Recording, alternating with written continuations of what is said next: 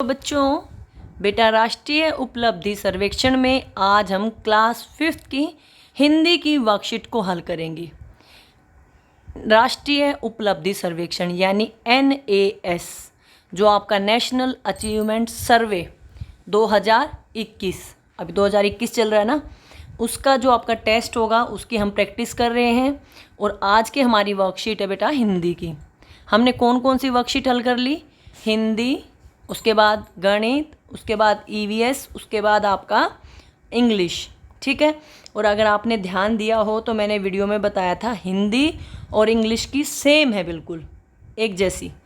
वो जो है हिंदी की वो बिल्कुल वही इंग्लिश में दे रखा है, क्वेश्चंस भी सेम थे, है ना बेटा।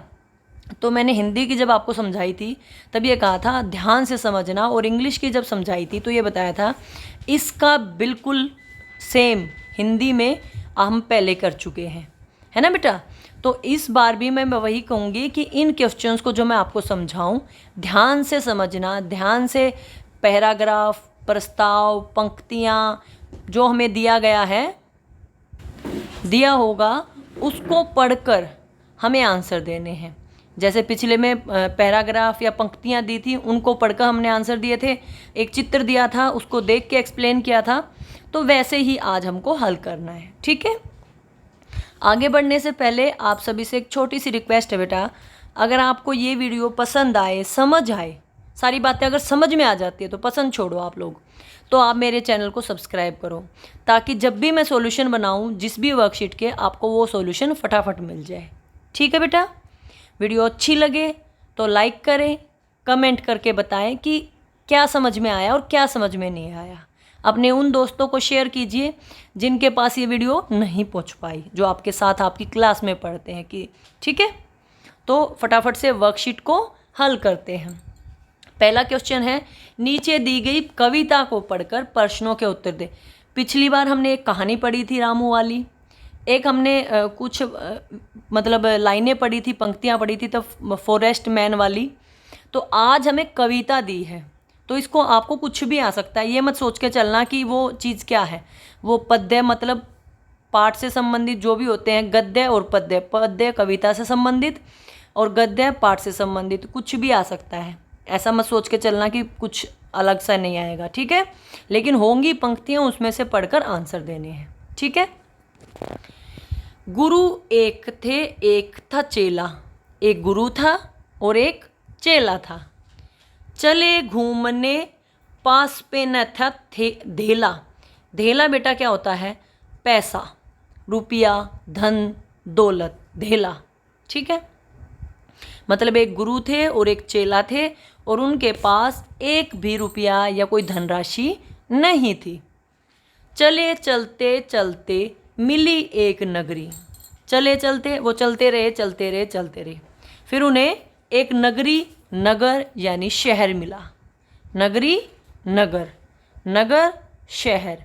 उनको चलते चलते, जैसे आप कहीं जाते हो तो चलते चलते कुछ तो आता है ना, वैसे उनको चलते चलते एक नगर या शहर मिला। चमाचम थी सड़कें, सड़कें चमक रही थी। चमाचम थी डगरी, डगरी मतलब रास्ता, पथ, जिस रास्ते पे आप जा रहे हो, डगर। ठीक है। तो वहाँ की सड़कें बिल्कुल चमक रही थी और जो रास्ता था वो भी बिल्कुल चमक रहा था। मिली एक ग्वालन, धरे शीश गगरी। उनको एक ग्वालन, ग्वालन बेटा गायों को चराने वाला, ग्वाला होता है, उसका लिंग परिवर्तन करके ग्वालिन, जो गायों को रखे, पालन पोषण करे, गाय पालने वाला, गायों को चराने वाला। ठीक है। ग्वाला और उसकी पत्नी या उसका लिंग, स्त्रीलिंग रूप ग्वालन। धरे, धरे मतलब रखना। ठीक है। शीश यानी सिर, गगरी, गगरी यानी मटका, घड़ा। वो अपने सिर पर एक मटका या घड़ा बोल दीजिए उसने रखा हुआ था। ठीक है। गुरु ने कहा, गुरु ने उससे कहा, जो ग्वालन थी उससे कहा, तेज ग्वालन न भगरी। भग मतलब भागो, ग्वालिन, ग्वालिन और तेज, हे ग्वालन तुम तेज मत भागो। उन्होंने उसको रोकना चाहा, जैसे वो चल रही थी ना, उसको रोकना चाहा। बता कौन नगरी कौन राजा, हमें ये बताइए कौन सी नगरी है और हमें ये बताइए यहाँ का राजा कौन है। क्योंकि वो बड़े प्रभावित हुए कि बिल्कुल सड़कें भी चमक रही हैं, यहाँ के रास्ते भी चमक रहे हैं, तो यहाँ का राजा कौन है। थी कि जिसके सुयश, कि जिसके सुयश, सुयश यानी माने प्रसिद्धि, मान सम्मान, अच्छा नाम हो जिस आदमी का, सुयश, सुयश जिसको अच्छी प्रसिद्धि मिली हो। यहाँ बजता बाजा, बजता बाजा का मतलब गुणगान होना, मतलब यहाँ का कौन राजा है जिसके सुयश, अच्छे कामों का गुणगान होता है, जिसके बारे में लोग यहाँ बात करते कि इसने अच्छे काम किए हैं। समझ गए? Paragraph complete. हमारी आज पैराग्राफ ना होकर कविता थी, कंप्लीट हमारी कविता हो गई। और अब आपको इससे संबंधित प्रश्नों के उत्तर देने हैं। ठीक है। पहला है, मिली एक ग्वालन धरे शीश गगरी, में गगरी शब्द अभी मैंने आपको बताया था, गगरी यानी घड़ा, मटका। तो यहाँ पे हमारा जो दूसरा ऑप्शन है वो है घड़ा। ठीक है। अगला है, राजा शब्द का विलोम। हो सकता है बेटा आपको पहले से पता हो, लेकिन मैं बता देती हूँ, कई बच्चों को नहीं भी पता होगा। राजा बहुत धन रुपए हर चीज़ की सुख सुविधा वाला व्यक्ति होता है, जिसके पास सारी चीज़ें हों, जो राज करता हो। तो इसका विपरीत होगा रंक, जिसके पास कुछ भी ना हो। ठीक है। ये भी दूसरा है हमारा, दूसरी ऑप्शन रंक। राजा का विलोम शब्द रंक, विलोम यानी उल्टा। राजा जिसके पास सब कुछ होगा, जो बहुत प्रसिद्ध होगा, जो राज करता होगा। रंक जिसके पास कुछ नहीं होगा, जो गरीब होगा। ठीक है। गुरु और चेले के पास क्या नहीं था, दूसरी लाइन में आया था, पास में ना था, क्या था, थे धेला। धेला मतलब रुपए पैसे कुछ भी नहीं था। गुरु ने ग्वालिन से क्या पूछा, जो ग्वालिन थी उससे गुरु ने क्या कहा था, यहाँ का राजा कौन है, तुम कहाँ जा रही हो, तुमने सिर पर क्या रखा हुआ है, यहाँ की रानी कौन है। तो कौन क्या पूछा था, कौन सी नगरी है और यहाँ का राजा कौन है, पहला है इसका आंसर। ठीक है। यहाँ का राजा कौन है। चलते चलते दोनों कहाँ पहुँचे थे, गांव, नगरी, कस्बा, घर। कहाँ पहुँचे थे बेटा, नगरी। समझ आ गए। अब आ गया गद्यांश, यानी गद्य का भाग, यानी पाठ का भाग। ठीक है। इसको पढ़कर उत्तर देने हैं। और आपको बताना चाहूँगी, जो ये हमने कविता पढ़ी है, ये आपके जो हिंदी की पाठ्य पुस्तक है ना, उसी के बीच में से है। अंधेर नगरी चौपट राजा, पढ़ के देखना। और अब आ गया हमारा राख की रस्सी। राख की रस्सी आपका पहला ही पाठ है, राख की रस्सी। तो उसमें से ये पैराग्राफ है, लोनपोगार तिब्बत के 32वें राजा सोनग वसेन गाम्पो के मंत्री थे। यहाँ से 2-3 बातें इंपॉर्टेंट आ गई। लोनपोगार कौन था, तिब्बत का 32वां राजा। तिब्बत का कौन से नंबर का राजा, 32वां। वो कौन था, सोनग वसेन गाम्पो, मतलब 32वां राजा था सोनग वसेन गाम्पो। और उसका मंत्री लोनपोगार था। और ये कहाँ पर थे, तिब्बत में। 3 प्रश्न हो गए हमारे। वे अपनी चालाकी और हाजिर जवाबी, चालाकी मतलब बहुत चालाक, चतुर। ठीक है। किसी भी काम को करने में बहुत अधिक निपुण, चालाकी से करने में। हाजिर जवाबी होता है बेटा, कोई भी बात पूछो फटाफट से आंसर देना, उत्तर देना। आप कई बार ऐसा होता है ना कि मम्मी कुछ बोले उससे पहले आप उत्तर दे दो उसका, या जवाब दे दो किसी बात का, उसको बोलते हैं हाजिर जवाब, कि क्वेश्चन करने से पहले ही आंसर मिल जाए। के लिए दूर दूर तक मशहूर थे, मतलब वो प्रसिद्ध थे, सब उनको जानते थे कि ये बहुत चालाक और हाजिर जवाब है। कोई उनके सामने न टिकता था, मतलब उनके सामने कोई भी टिक नहीं पाता था। कोई ये कहते कि मैं और भी ज़्यादा हाजिर जवाब हूँ, तो वो सबसे ज़्यादा हाजिर जवाब थे, उनके सामने कोई नहीं टिकता था। चैन से ज़िंदगी चल रही थी, मतलब उनकी ज़िंदगी आराम से चल रही थी। मगर जब उनके बेटा पैदा हुआ, उनके घर एक बेटा पैदा हुआ, अब ये भी हो सकता है उनके घर बेटा पैदा हुआ या बेटी, तो इसीलिए मैं पैराग्राफ को ध्यान से समझाती हूँ। उनके घर बेटा हुआ तो उनके लिए चिंता का विषय हुआ था, मतलब जब बेटा हो गया तो उनको चिंता हो गई। किस बात की चिंता हुई वो देखते हैं। कारण यह था कि वह बहुत भोला था। अब देखो, पिताजी जो थे लोनपोगार, वो तो बड़े चालाक थे, लेकिन उनका बेटा सीधा साधा भोला था। ठीक है। मतलब बहुत जिसको कहते हैं ना चालाकी नहीं आती, जो कोई काम करने में ज़्यादा मतलब आगे बढ़ के काम करना होता है ना, जो वैसे नहीं कर पाता था, सीधा साधा था बेचारा, जो कुछ कोई बोल दे उसको मान लेता था।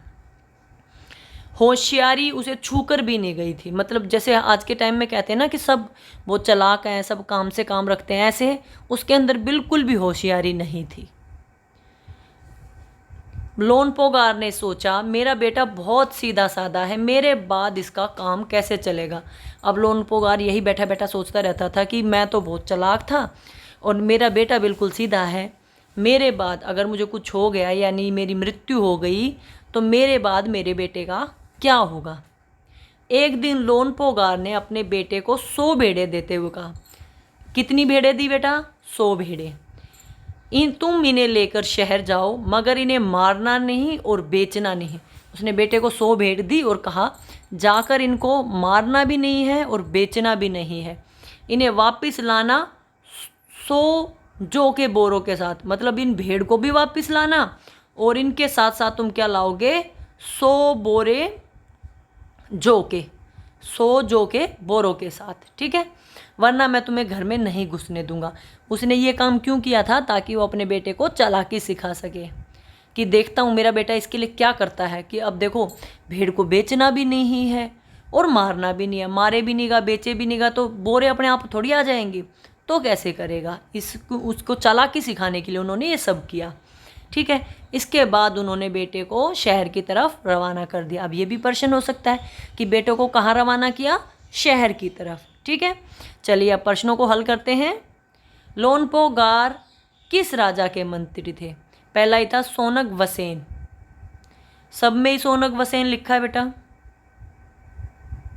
नहीं, सब में नहीं लिखा, सब में थोड़ा थोड़ा उल्टा पुल्टा करके लिखा है। ये है सोगन वसेन, ये नहीं है। दूसरा है सोनग वसेन, ये बिल्कुल ठीक है, हमारा दूसरा आंसर है। तीसरे में लिखा है सोवन वसेन और चौथे में लिखा है सोनग वसेन। सब में अलग अलग लिखा है, लेकिन ये आपको कंफ्यूज कर सकते हैं, इसलिए ध्यान से पढ़ना इसको, ठीक है। दूसरा है सोनग वसेन। लोनपोगार किस बात के लिए मशहूर थे? अपनी चालाकी और हाजिर जवाबी के लिए। चौथे नंबर की जो ऑप्शन है वो करेक्ट है। अगला है लोनपोगार की चिंता का विषय क्या था? उनका बेटा भोला था। ये भी 4 नंबर की ऑप्शन है, उनका बेटा बहुत भोला था। लोनपोगार ने अपने बेटे को कितनी भेड़ें दी थी? 100, ठीक है। पहले नंबर की ऑप्शन 100। लोनपोगार ने अपने बेटे से क्या कहा था? ये कहा था ना कि इनको लेके जाओ और इनके साथ 100 जौ के बोरे लेके आओ और इनको मारना भी नहीं और बेचना भी नहीं है, ठीक है, नहीं तो मैं तुम्हें घर में नहीं घुसने दूंगा। इन्हें वापस लाना 200 जौ के बोरे, गलत। इन्हें वापस मत लाना, गलत। इन्हें वापस लाना 100 के बोरे, गलत।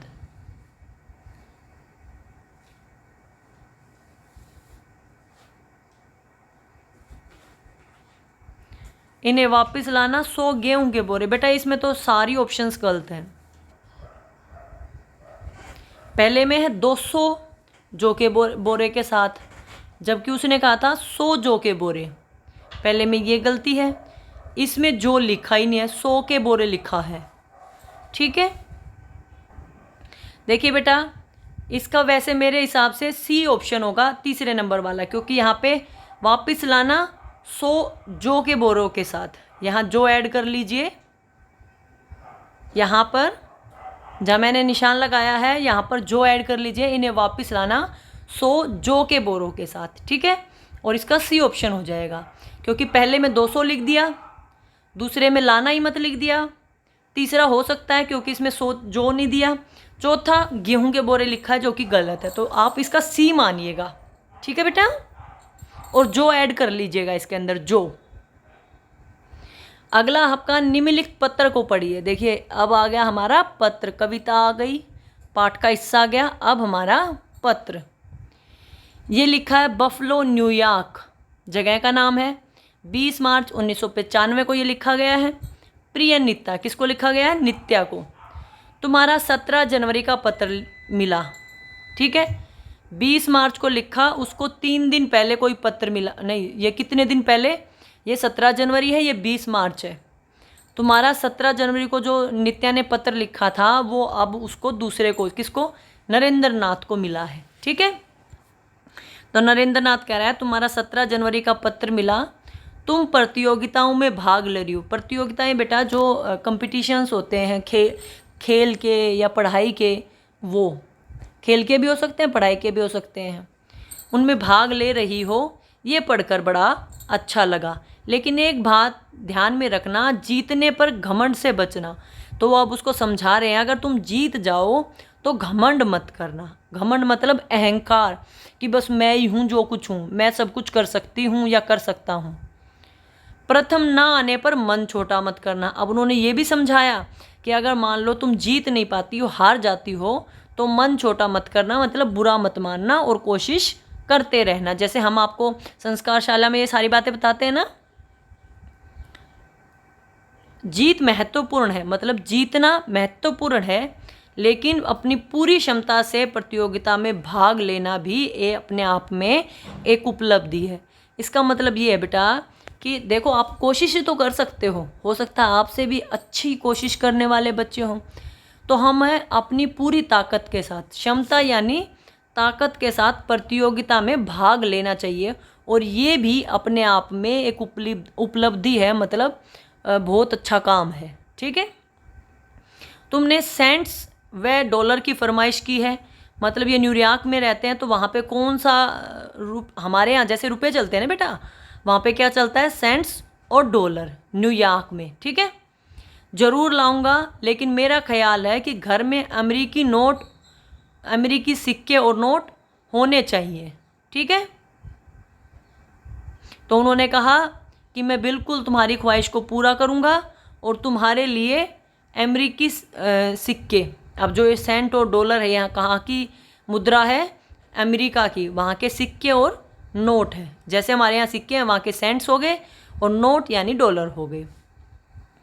8वीं का दाखिला तुम्हारे स्कूल में हो गया, ये अच्छा हुआ। अब वो कह रहे हैं कि कोई 8वीं है, उसका दाखिला भी नित्या के स्कूल में हो गया, ये बहुत अच्छी बात है। अब तुम्हें एक दूसरे से भिड़ंत और स्नेह का आदान प्रदान करने के लिए शाम का इंतज़ार नहीं करना पड़ेगा। मतलब जैसे बच्चे आपस में खेलते कूदते ना, तो लड़ाई भी करते हैं और फिर लड़ने के बाद मान भी जाते हैं। तो भिड़ंत यानी लड़ाई और स्नेह यानी प्यार का आदान प्रदान करने, मतलब एक दूसरे को ये चीज़ें लेना देना। लड़ाई होगी तो प्यार भी होगा। ठीक है, तो आदान प्रदान करने के लिए शाम का इंतज़ार नहीं करना पड़ेगा, मतलब अब तुम स्कूल में साथ जाओगे, साथ आओगे, तो ऐसा चलता रहेगा।